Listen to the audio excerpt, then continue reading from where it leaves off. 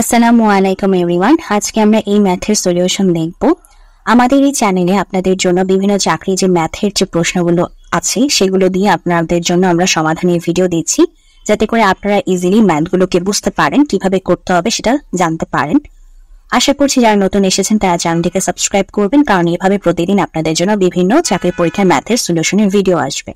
তো চলুন এখন আমরা আমাদের আজকের এই ম্যাথের সলিউশনে নেমে পড়ি। এখানে কি বলছে যে 5 এবং 95 এর মধ্যে, মানে 5 এবং 95 এর মধ্যে 5 ও 3 দ্বারা বিভাজ্য সংখ্যা কতটি। এখন আমরা যদি 5 থেকে 95 পর্যন্ত সংখ্যা লিখতে শুরু করি, যেগুলো 5 এবং 3 দিয়ে ভাগ যেতে পারে, আমাদের কিন্তু অনেকটা সময় লাগবে। তো আমরা যদি এটাকে আমরা শর্টকাটে নিয়মে করতে যাই, তাহলে যেভাবে করতে হবে চলুন সেটা সমাধানে নামি। তো আমাদের ফার্স্টে যেটা করতে হবে, এই যে দুটা সংখ্যা দেয়া থাকবে, মানে বিভাজ্য বলবে, যে দুইটা সংখ্যা দ্বারা বিভাজ্য বলবে, সেই দুটা সংখ্যার লসাগু বের করতে হবে। সো 5 এবং 3 এর যদি আমরা লসাগু দেখি, 5 এবং 3 এর লসাগু আমাদের কত?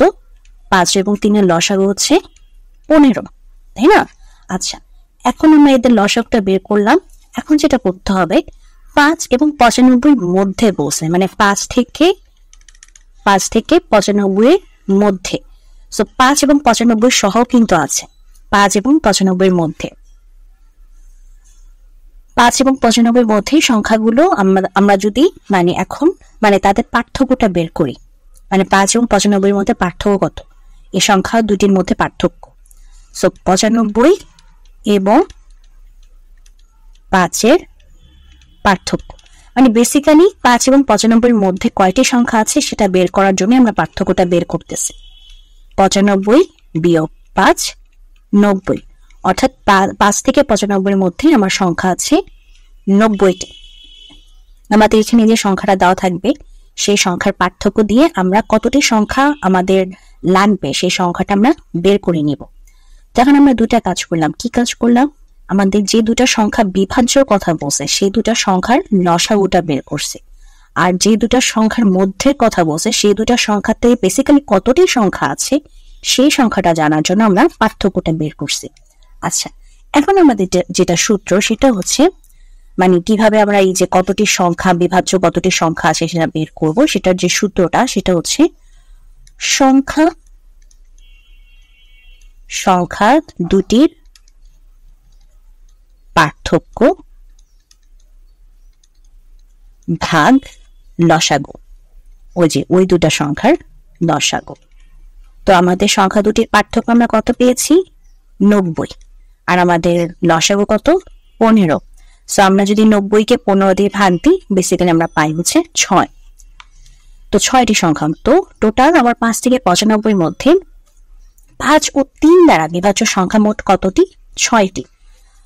তো এখন যদি আমরা একটু আপনাদেরকে দেখিয়ে দিই যে কোন কোন সংখ্যা বেসিক্যালি 5 এবং 3 উভয় দ্বারা ভাগ যাবে 5 এবং 95 মধ্যে, তা হচ্ছে 15, 30, তারপর হচ্ছে 45, তারপর হচ্ছে 60, 75 এবং হচ্ছে 90।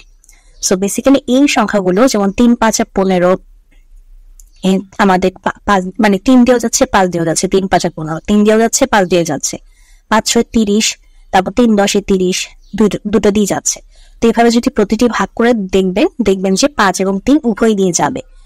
তো আমরা যদি এই সূত্রটা না জানি, তাহলে কিন্তু আমাদের পুরো সংখ্যা সব লিখে ভাগ করে দেখে যেতে হবে, যেটা অনেকটা সময় লাগবে, আর এত সময় আমরা এমসিকিউ পরীক্ষা কখনই পাবো না।